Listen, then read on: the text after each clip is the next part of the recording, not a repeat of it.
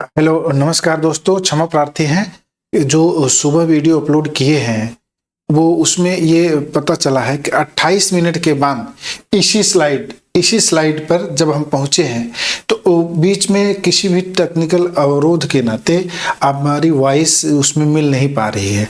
तो उसके लिए ठीक यहीं से फिर शुरू करते हैं और तुरंत आते हैं पॉइंट पे। किसी वस्तु का गुरुत्व केंद्र वह बिंदु है जहां वस्तु का समस्त भार कार्य करता है, चाहे वस्तु जिस भी स्थिति में हो। इसी विषय पे हम बात कर रहे थे और इसी विषय में हम बता रहे थे कि वो बनारस में एक मंदिर है और जो पीसा की मीनार भी झुकी है तो वो गिर क्यों नहीं रही है। तो वही है, उसका जो सेंटर ऑफ ग्रेविटी जो है वो उसके बीच से होके जाता है, जिससे कि वो मीनार या बनारस का मंदिर ये दोनों जो है गिरने की स्थिति में नहीं आते हैं। ठीक है, चलते हैं आगे। कार्य, ऊर्जा एवं शक्ति। किसी वस्तु की कार्य करने की क्षमता को उस वस्तु की ऊर्जा कहते हैं। यदि कोई वस्तु कार्य करने की उसकी क्षमता है तो उस क्षमता को उस वस्तु की ऊर्जा कहते हैं। और ऊर्जा एक अदिश राशि है। कार्य द्वारा प्राप्त ऊर्जा यांत्रिक ऊर्जा कहलाता है। यह दो प्रकार की होती है, एक गतिज ऊर्जा और एक स्थितिज ऊर्जा। जो किसी विशेष स्थिति के कारण ऊर्जा प्राप्त होती है उसे स्थितिज ऊर्जा कहते हैं, और जो गति विशेष के कारण ऊर्जा प्राप्त होती है उसे गतिज ऊर्जा कहते हैं। गतिज ऊर्जा और स्थितिज ऊर्जा के बारे में भी हम लोग आगे डिटेल से पढ़ेंगे। ठीक है, कार्य करने की दर को शक्ति कहते हैं। हाँ, और शक्ति का मात्रक वाट है, जिसे कि वैज्ञानिक जेम्स वाट के सम्मान में जो है वाट नाम रखा गया है। और ये इसके विषय में भी चर्चा कर चुके हैं, पिछली स्लाइड में शायद वो भी मिस हो गया है कि जेम्स वाट एक वैज्ञानिक था। तो बचपन में उसका भी पढ़ने में बहुत रुचि नहीं थी, तो वो क्या करता था, अपने मम्मी के साथ इधर उधर वही रसोई में बैठा रहता, हाथ बटाता रहता, लेकिन पढ़ने नहीं जाता था। लेकिन एक दिन वो देखा कि वो जो केतली है, केतली उठ जा रही थी भाप की वजह से। तो उसको लगा कि यहाँ कोई है तो नहीं, लेकिन केतली उठ क्यों जा रही है। तो वो फिर ढक्कन के ऊपर कुछ ऐसे पत्थर वगैरह रख दिया, फिर भी देखा तो केतली उठ जा रही थी।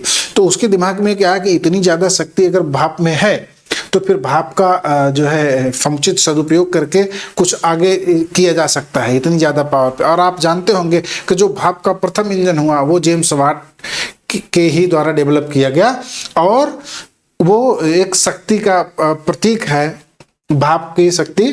तो इसकी खोज के सम्मान में जेम्स वाट के नाम पर जो शक्ति का मात्रक है उसको वाट में रखा गया है ना। शक्ति का एक दूसरा मात्रक अश्वशक्ति या हार्स पावर होता है। आप लोग सुने होंगे इतने हार्स पावर की मोटर है, 5 हार्स पावर, 10 हार्स पावर, हाँ, या अल्टरनेटर है या जनरेटर है। आप सुने होंगे कि हार्स पावर में ही उसकी शक्ति मापी जाती है। तो हार्स पावर जो है वो 786 वाट बराबर 1 हार्स पावर। देखिए, आपने पारंपरिक ढंग से जो पढ़ा है कि 1 किलोमीटर बराबर 1000 मीटर, है ना। और जैसे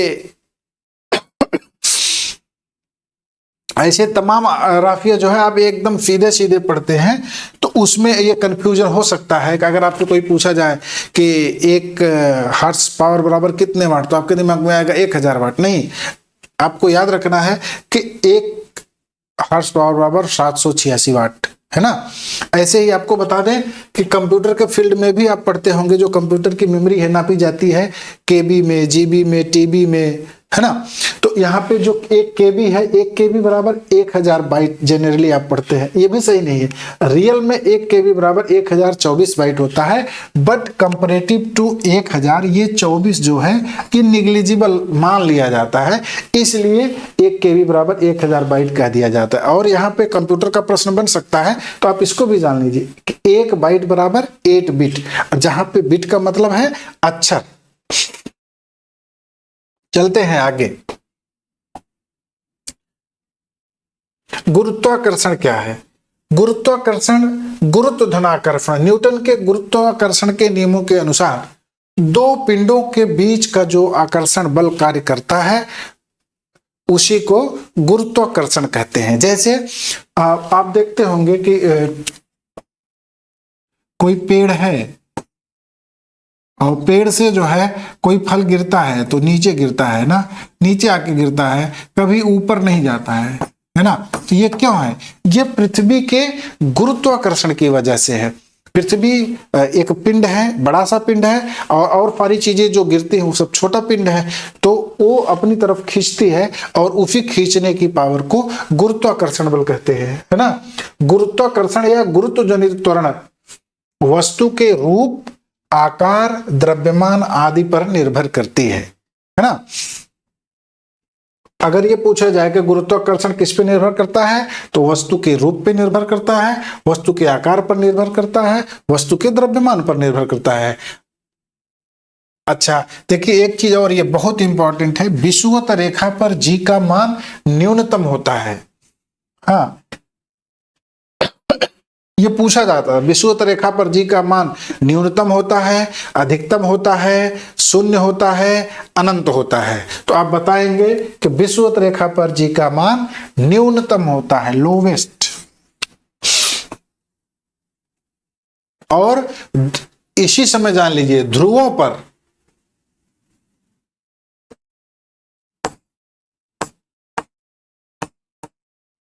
ध्रुवों पर मतलब पृथ्वी के उत्तरी दक्षिणी ध्रुव पर जी का मान अधिकतम होता है। ध्रुवों पर जी का मान अधिकतम होता है। जब लिफ्ट ऊपर की ओर जाती है तो लिफ्ट में स्थित पिंड का भार बढ़ा हुआ प्रतीत होता है। जब आप लिफ्ट में बैठेंगे तो आप लिफ्ट जब ऊपर जाएगी तो उस समय आपको अपना ही वजन कुछ ज्यादा लगेगा। और ऐसा क्यों होता है कि लिफ्ट तो ऊपर जा ही रही है, लेकिन गुरुत्वीय त्वरण भी काम कर रहा है, जिसकी वजह से गुरुत्वीय त्वरण अपनी ओर खींच रहा है, लिफ्ट अपनी ओर खींच रहा है, इसलिए आपको थोड़ा सा बढ़ा हुआ प्रतीत होता है। प्रत्येक ग्रह सूर्य के चारों ओर दीर्घ वृत्ताकार, वृत्ताकार नहीं, इसको वृत्ताकार बोलते हैं, दीर्घ वृत्ताकार होता है, थोड़ा इलिप्टिकल होता है, ऐसे ऐसे। प्रत्येक ग्रह सूर्य के चारों ओर दीर्घ वृत्ताकार कक्षा में परिक्रमा करता है तथा सूर्य ग्रह की कक्षा के एक फोकस बिंदु पर स्थित होता है ना। जितने भी ग्रह हैं, मान लीजिए कि ये सूर्य फोकस बिंदु पे है, तो इसके चारों ओर जो ग्रह हैं ऐसे ऐसे गति करते हैं। ये फोकस बिंदु पे है, इसके चारों ओर इलिप्टिकल जो है ग्रह गति करते हैं। इस पे प्रश्न पूछा जा सकता है कि सूर्य के चारों ओर जो ग्रह है वो कैसी परिक्रमा करते हैं, इलिप्टिकल, ओवल, सर्कल, कैसे करेंगे? तो आप बताएंगे कि इलिप्टिकल करता है, वृत्तीय पथ में गति नहीं करता, दीर्घ वृत्ताकार पथ पे गति करता है। ऐसे ही उपग्रह की कक्षीय चाल उसकी पृथ्वी तल से ऊंचाई पर निर्भर करता है। जो भी उपग्रह है उसका अपनी कक्षा में जो उसकी चाल है प्रति मिनट, प्रति सेकंड, वो पृथ्वी की तल की ऊंचाई, कितना ऊंचाई पे है उसके ऊपर निर्भर करता है। जितना दूर होगा उसकी चाल उतनी कम होगी, जितना नजदीक होगा उतना ही उस ग्रह की चाल ज्यादा होगी। तो ये भी आप याद रखेंगे कि उपग्रह की कक्षीय चाल उसकी पृथ्वी तल से ऊंचाई पर निर्भर करती है। उपग्रह पृथ्वी तल से जितना अधिक दूर होगा उतनी चाल कम होगी। And vice versa. And vice versa का मतलब क्या होता है? इसका ठीक उल्टा।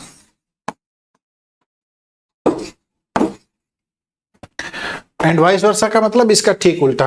कहने का मतलब अगर पृथ्वी तल से कम ऊंचाई पे है तो उसकी चाल ज्यादा होगी। पृथ्वी तल के अति निकट चक्कर लगाने उपग्रह की कक्षीय चाल लगभग 8 किमी प्रति सेकंड होती है। ये आपको फैक्ट है, याद करना पड़ेगा। पृथ्वी तल के अति निकट, जो पृथ्वी के सबसे नजदीक है, वो जो है अगर चक्कर लगाता है तो उसकी स्पीड क्या होती है? लगभग 8 किलोमीटर प्रति सेकंड है। पूछा जा सकता है कि पृथ्वी के सबसे नजदीक वाला जो ग्रह है उसकी जो है स्पीड कितनी है चक्कर लगाने की, तो आप बताएंगे 8 किलोमीटर प्रति सेकंड, बहुत ज्यादा है।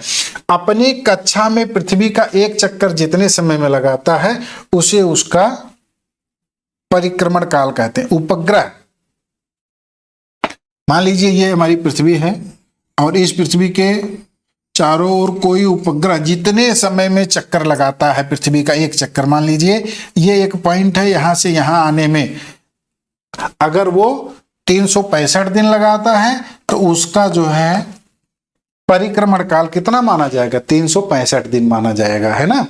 तो उपग्रह अपनी कक्षा में पृथ्वी का एक चक्कर जितने समय में लगाता है उसे उसका परिक्रमण काल कहते हैं। परिक्रमण काल, देखिए परिक्रमा का मतलब क्या होता है, आपने देखा होगा गणेश परिक्रमा, किसी के चक्कर लगाना। जैसे मंदिर है, मंदिर के चारों तरफ चक्कर लगाते हैं तो हम क्या बोलते हैं कि मंदिर की परिक्रमा कर रहे हैं। तो ऐसे पृथ्वी के चारों तरफ जो उपग्रह चक्कर लगाएंगे और उसको क्या बोलेंगे? उपग्रह द्वारा पृथ्वी की गई परिक्रमा, और उसमें जो समय लगता है उसको क्या बोलेंगे? परिक्रमण काल बोलेंगे।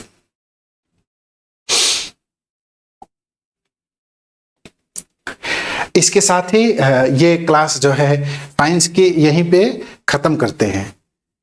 और धन्यवाद। एक जानकारी आपको देना चाहते हैं कि उत्तर प्रदेश पुलिस भर्ती परीक्षा ये आपका डिसाइड हो गया है, सॉरी 8, 9 और 10 जून, 8, 9 और 10 जून 2026 को विभिन्न पालियों में आयोजित की जाएगी। उत्तर प्रदेश पुलिस भर्ती और प्रोन्नति बोर्ड ने आधिकारिक रूप से इसकी जो है नोटिस जारी कर दी है कि यूपी पुलिस कांस्टेबल और उसके समकक्ष जितने भी पद हैं, सारे पदों की परीक्षाएं 8 जून, 9 जून और 10 जून को विभिन्न पालियों में आयोजित की जाएगी, जिसकी सूचना उसकी वेबसाइट पे पृथक से दी जाएगी। सभी लोग देखते रहें, हम लोग भी आपके लिए ही जुड़े हैं। जैसे ही कोई अपडेट होगा आपको पूरी सूचना दी जाएगी। एक बार पुनः आप जान लीजिए कि आप लोगों की परीक्षा तय हो गई है, परीक्षा की डेट आ गई है। 8 जून, 9 जून और 10 जून को अलग अलग पालियों में होगी। तो आप लोग अभी तक जितने लोग फार्म भर के थोड़ा भी अल्फाई मूड में हैं, आज से एक्टिव हो जाए, बढ़िया से खूब तैयारी करें और किसी अच्छे चैनल से जुड़ जाए। जैसे कि आपके सामने एक चैनल है, जुड़ जाने के बाद रेगुलर क्लासेस लीजिए, मेहनत कीजिए और आपके पास समय कम है और अपने हौसलों को एक उड़ान दीजिए और एक अपना लक्ष्य हासिल करिए। इसी बात के साथ धन्यवाद। Thank you very much.